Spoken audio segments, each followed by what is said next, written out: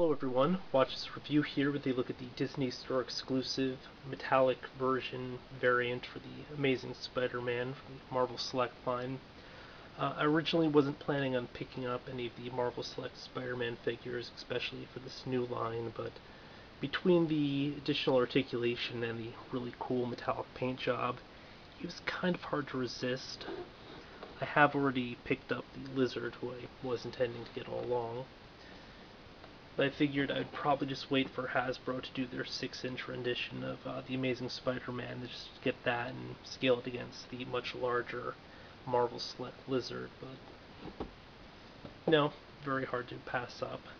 As you'll notice, the packaging is for the unmasked version.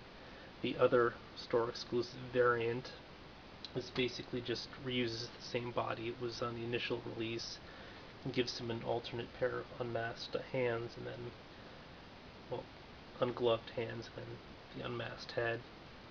It's really stupid that they couldn't just include those extra bits in with this figure, but I guess they wanted the additional money or whatever. Kind of a cop-out as far as things go, but this figure looks a lot nicer for the metallic paint. The colors look a lot deeper and everything, so that will be cool. So hold on a second, I'll get him out of the box. Okay, so right off the bat, I'm going to have to say that the quality control in this, not the greatest. I'm going to have to make a call to their customer support or whatever to see if I can get a replacement because, the arm is already snapping right here at the bicep. You can see the stress marks and stuff, and oh crap. Yep, there it goes. So rather than actually rotate, it just broke off.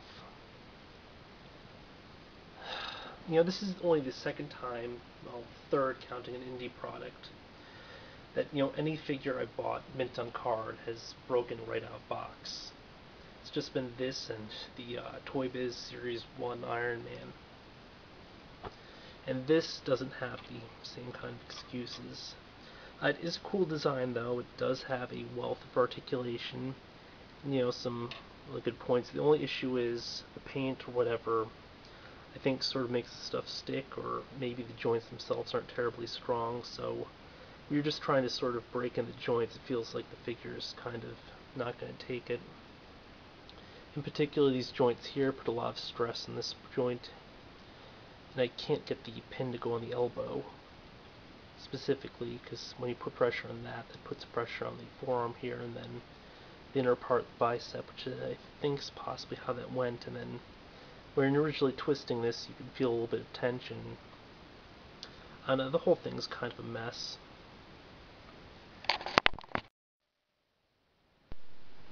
But just jumping past whole production considerations, the Amazing Spider-Man comes with an alternate set of hands. Technically the fists are the alternates, but I switched them out right away. Its web shooters are fists, so you can do one web shooter, one fist. No open hands. Open hand poses would have kind of been cool for wall crawling, but I can understand why they would just omit them. Because, the fists probably a bit more essential. He also comes with this sort of giant waste of space display piece. Again, would have rather seen extra accessories and stuff rather than a display base, because I don't know, you can mount on the wall and stuff, but what are you actually going to do with it? Even when you're displaying it with the figure is actually a bit taller than the thing, so I guess you'd have to have him crouching down or whatever, like he's depicted in the pack. Plus, this doesn't even really look significant to anything. I'm not even sure what this area actually refers to in regards to the film. I don't know. Maybe it does have a real basis. It is a nice looking display piece, though. It's just kind of unnecessary. Figure itself, really cool looking. You'll notice they have a lot of texturing going on right here. There's a heavy amount of popping on the webbing portions, which looks really cool. Again, half the reason why I picked them up. The meshing, it's really visible here in the legs. It's sort of a different quality here for the arms, around the sides. The only problem with the paint use and the color and stuff is that the spider insignia doesn't really pop out. You can sort of see it here, then again on the front, but it's sort of mixed in with everything else. Again, really liking the look.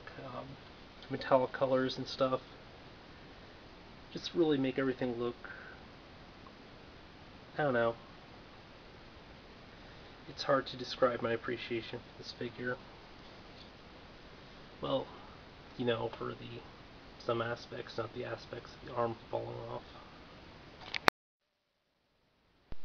At any rate, you know, definitely keeps the colors more vibrant despite the colors being deeper like they were in the film as opposed to these sort of brighter light pastels seen on the original figure. By the way, quick comparison against the ultraposable Spider-Man, which also opts for a deeper shade of blue except for a much deeper one. I can't remember offhand which one's the closer to what actually appeared in the film, although I would assume it's probably this. You will notice that they did get the eyes right in this as opposed to the Hasbro one, which has this white eyes. But at the same time, the Hasbro one has these sort of shoe pads, which you know is movie accurate, and this one kind of doesn't. Not that I mind, because I thought the whole shoe pads looked goofy in the film, but you know, some design aspects you can kind of do without. Other than that, the articulation is kind of really similar between the two. He is superior in one major regard, and he's superior in one major regard. In the case of this, his head can go sort of straight up, whereas this is just a ball joint because the mold was designed to have a interchangeable head, which this one doesn't come with, so he can't turn his head all the way up. Kind of sucks because Spider-Man crawls on walls, has to look up. He web swings, has to look up. He shoots things above his head, has to look up. But the one area where he's superior to the other one is that he gets the essential calf rotation, because with the ankle rockers you kind of need that. You lose out in the rotation there, so that is very cool. In case you're wondering, before I forget, he does scale beautifully against the lizard.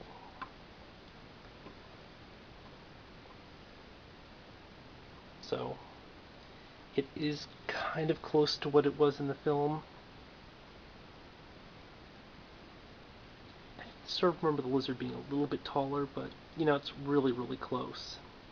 As opposed to the Hasbro one, which looks like it's going to probably be really close in height to Spider-Man, which, I don't know, I'm not going to judge that because it isn't actually out yet, and this figure will be reviewed separately. So, you know, just really good looking figure from most regards. Quick run through of articulation. The hands, or slash forearms, are on pegs because they're interchangeable. There's one point here, a pin joint at the wrist for the up-down. Yeah, there's the full breakage. Then of course you get rotation because it is on the peg. Now the pin joint should go, but it doesn't in that arm. It's not a whole lot back, it looks like it's sort of, and I guess it's close enough. But you know, the forward motion's pretty good. Again, it just puts too much stress on the various pegs here and here, because it's too tight of a joint and they're just not placed well. I mean, if they had placed it further up here, maybe it wouldn't have had the issues, but you know, it's really annoying. Again, head is on a physical ball. I'm not going to try popping it off. He doesn't seem to get much side head rotation though, which is kind of strange. Upper torso rotates, has a bit of up and down, more down than it does up, which is a pretty good range. Nothing at the waist. The ball joints at the hips are far superior to this, in that it's lined all the way across and it's not on the red portion. And of course you also get rotation at the upper thigh here. Double pin at the knee, rotation at calf, and ankle rockers. So I mean, Diamond Select definitely is stepping up their articulation, which is really cool. Now, if they can step up their quality control with it, that would definitely be great. Now, other than the really annoying defect, I can't really find too many flaws with this figure. I do think that the fists look kind of big for his body. Unfortunately, the heavy metallic paints and stuff sort of blur out some features, like the eyes and stuff. The shade between the mask and the eyes isn't really distinct, which is a concern for me, not for everybody else, mind you. And then, of course, some areas don't pop as much depending on the lighting. The reds and the blacks kind of blur into one, unless the lighting's really, really bright.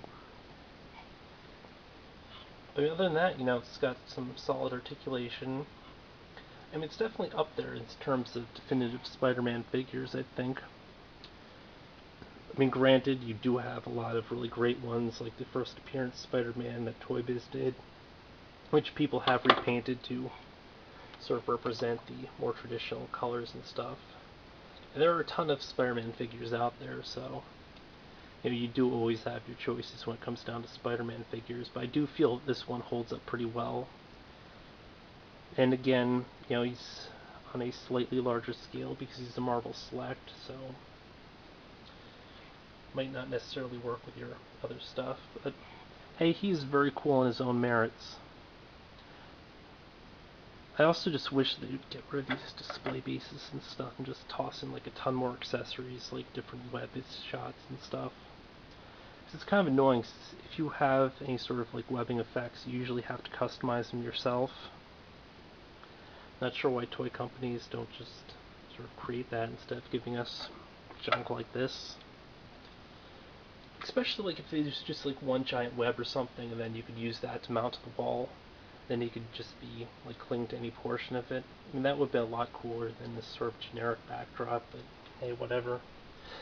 This has been a look at the metallic version, the variant, the Marvel Select Spider-Man. He's a pretty decent figure.